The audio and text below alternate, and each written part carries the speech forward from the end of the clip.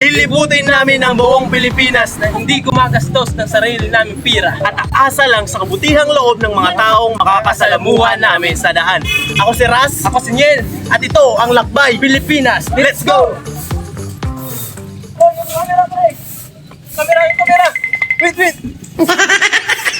Last episode ay nakarating kami ng San Fernando, kaya ipagpapatuloy na natin yung biyahe natin kasi merong nagpasakay sa amin. Pagkasakay pa lang namin ay napakagaan sa loob na si Ma'am J yung nasakyan namin, at dito napagkwentuhan namin kung ano nga ba yung feeling kapag nabuboard ka.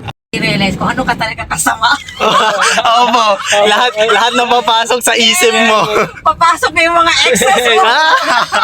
Ganun po yun. Ano mo sila nasaktan. Yes po. Yung na-realize mo yung mga kaibigan mo, yung naisip mo na yung mga friends mo. Yung mga past experiences. Maano mo lang yan, ma-appreciate pag nasa nasa maturity Stage na. Opo. Pag sa 30s ka pa lang papunta ng 40s, parang maraming gusto mong gawin. Opo.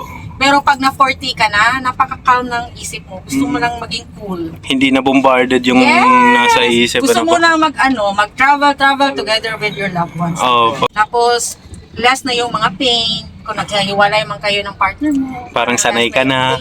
Yes. Opo. Alam mo na paano mag-cope up ng mga sakit-sakit lang. Opo. Yung heartbreaks. Yes. Yun lang. Sige po. Noted po.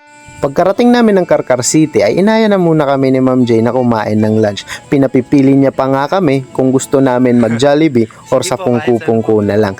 Pero parang mas trip namin magpungku-pungku kaya dun kami napunta. So, inaaya kami ni Ma'am J na mag-lunch. So, maraming salamat sa kanya. Let's go. Kaya pagkarating namin sa pungku-pungku ay kinuha niya muna yung alaga niyang aso at pinapili niya na kami ng iuulam namin. Dito ay parang nasa Jollibee ka lang din pero only chicken. Kaya let's go, kain na muna tayo. Maraming salamat kay Ma'am J. Pagkatapos namin kumain ay bumalik na ulit kami sa biyahe at i-drop off na kami doon sa may posible kaming masakyan papuntang Mualbual. Kaya ginawa na muna namin, pinasignature na muna namin siya sa Pasakay Boss na banner namin. Let's go! Pagkatapos noon, anti-gaming na naman kami. Hindi namin alam kung meron pa kaming masasakyan pero hindi kami nawawalan ng pag-asa.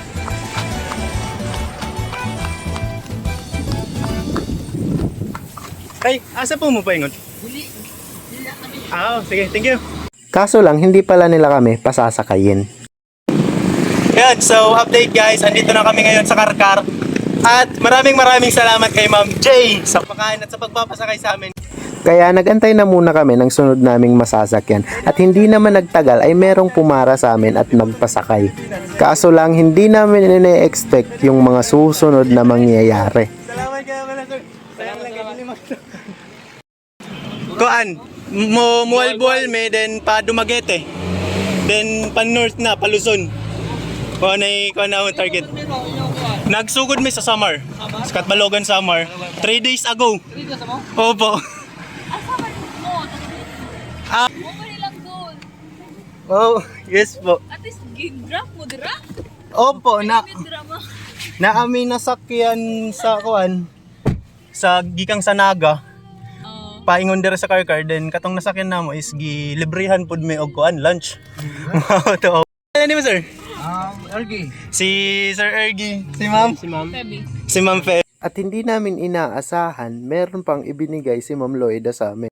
Sabi Ma'am, thank you kayo. Snaps ba? Salamat kayo.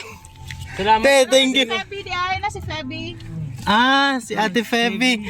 Congrats, te. Congrats. Si Ma'am Loida. Sige po, thank you po.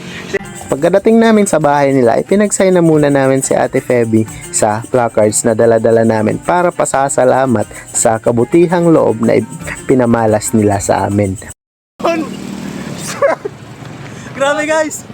Expect the unexpected. Nakasakay kami punta dito at binigyan kami ng 1,000 pesos.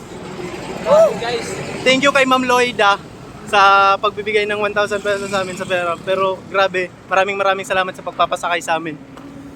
Di na ako makapagsalita. grabe guys. Di ko alam kung ano yung sasabihin. Ano bro? Kaya ba?